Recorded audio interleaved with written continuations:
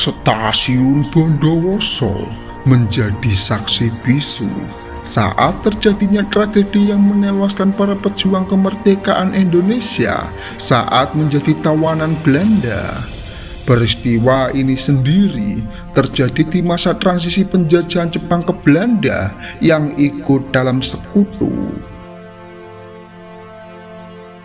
Kisah bermula ketika Angkatan Muda Kereta Api atau disingkat menjadi AMDA mulai merebut sistem perkeretaapian dari Jepang, dan setelah sepenuhnya dikelola oleh pribumi menjadikan sebuah pertanda berdirinya Jawatan Kereta Api Indonesia atau disingkat menjadi Dakari.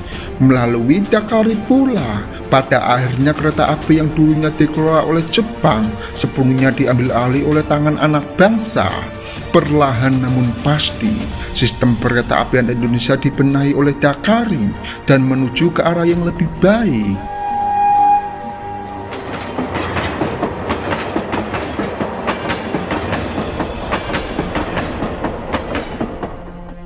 Namun sayangnya, ternyata kerja keras para rakyat pribumi untuk membangun kembali dunia transportasi perkeretaapian Indonesia telah diusik dengan kedatangan Belanda yang mencoba mengganggu kembali kedaulatan Indonesia yang sudah merdeka. Sebab pada tahun 1947 ternyata pasukan Belanda menyerang basis daerah sentral Indonesia, tak kecuali transportasi perkeretaapian yang sekarang sudah dikelola oleh para pejuang.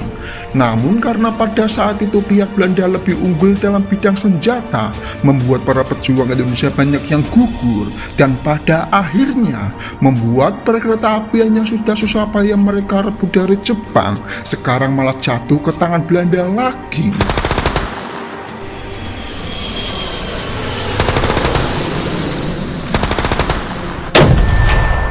Dan setelah penyerangan itu, para pejuang Indonesia yang berhasil selamat pada akhirnya ditangkap oleh tentara Belanda dan mereka langsung dijebloskan ke penjara agar tidak bisa meneruskan perjuangannya lagi. Namun karena banyaknya tahanan pribumi yang mereka tangkap, membuat penghuni penjara malah menjadi overkapasitas, dan pada akhirnya pihak Belanda memutuskan untuk mengirim para tahanan ke Surabaya. Semua itu bertujuan agar mereka bisa mengurangi overkapasitas yang ada di tahanan tersebut. Namun tanpa mereka sadari, di titik inilah tragedi mematikan itu akan terjadi.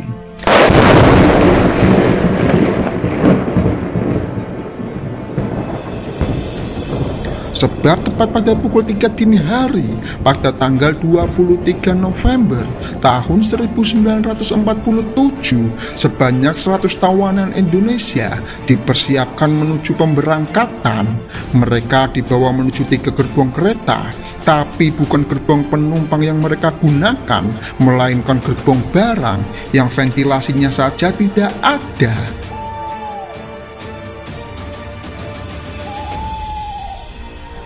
Dan setelah dipersiapkan, pada akhirnya gerbong 1 diisi sebanyak 38 orang, gerbong kedua diisi 29 orang, dan gerbong ketiga diisi oleh 33 orang. Tentunya dengan banyaknya jumlah manusia yang ada di dalam gerbong yang tanpa ventilasi membuat mereka semua tersiksa, dan seakan tidak berhenti di situ saja. Ternyata pihak Belanda sengaja menutup rapat lubang-lubang kecil pada sudut-sudut pintu gerbong dengan cara disumpal agar para tawanan tidak bisa melihat sisi luar. Sungguh biadab memang. Dan lebih sadisnya, ternyata pihak Belanda baru melakukan perjalanannya di pukul 7 pagi. Jadi para pejuang yang ada di dalam gerbong harus menunggu hampir selama 4 jam di dalam keadaan yang menyiksa itu.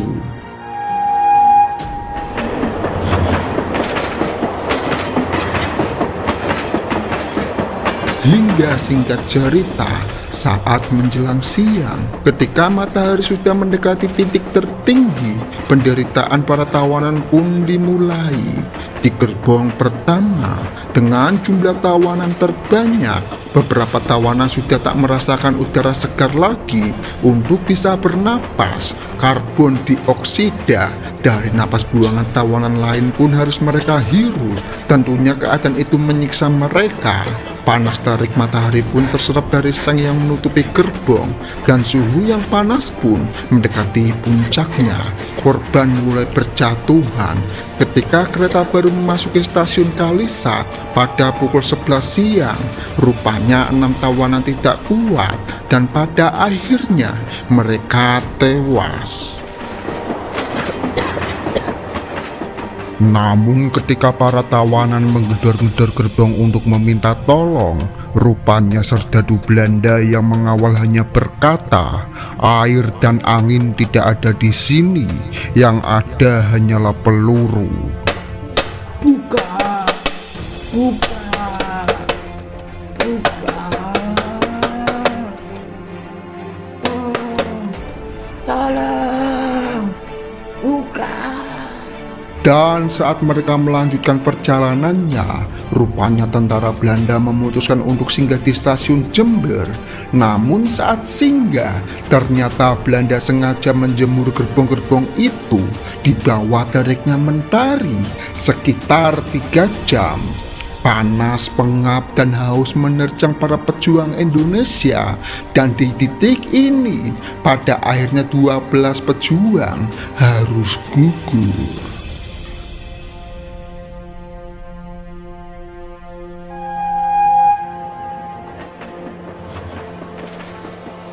Namun saat mereka memutuskan untuk melanjutkan perjalanannya, rupanya hujan lebat turun di sekitar stasiun Klaka. Hal itu menjadi sedikit penyejuk bagi tahanan yang masih bertahan di dalam gerbong maut itu. Tubuh mereka menjadi sedikit lebih segar, namun pengap, lapar, dan haus masih menemani mereka, dan tidak ada yang mereka bisa lakukan selain berdoa.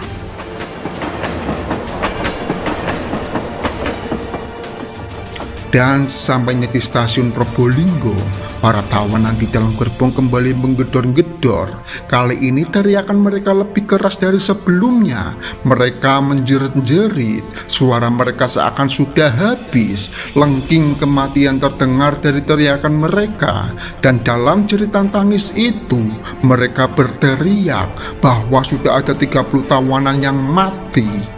Para tentara Belanda yang mendengar jeritan itu pun seakan tidak peduli, dan mereka malah berkata jika lebih baik mereka mati semua daripada ada yang masih hidup. Banyak yang mati. Bukan.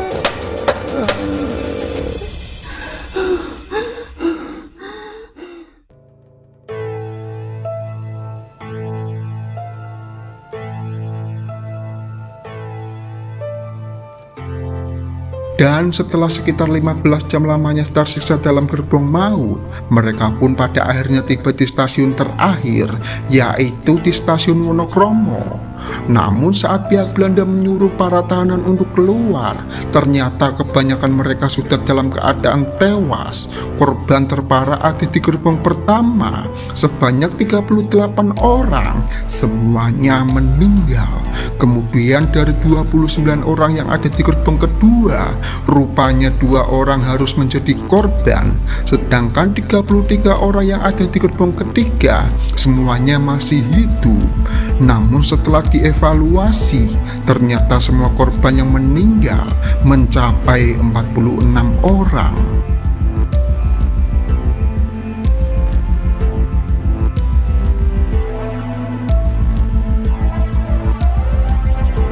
Konon saat mengevakuasi para korban, ternyata pihak Belanda menyuruh para tahanan yang masih selamat untuk mengumpulkan para jenazah teman seperjuangan mereka untuk nantinya mereka kubur sendiri. Itulah kisah Gerbong Maut yang menjadi catatan kelam di masa penjajahan. Semoga dengan adanya tayangan ini membuat kita sebagai generasi penerus bangsa akan terus mengingat perjuangan para pendahulu yang telah menumpahkan air mata dan darahnya untuk bisa memerdekakan bangsa ini. Ambil positifnya dan buang negatifnya dari tontonan ini. Jangan lupa subscribe agar Mimin selalu bersemangat membuat konten yang tentunya menarik dan menghibur untuk kita semua. Terima kasih dan jangan lupa bahagia. Merdeka!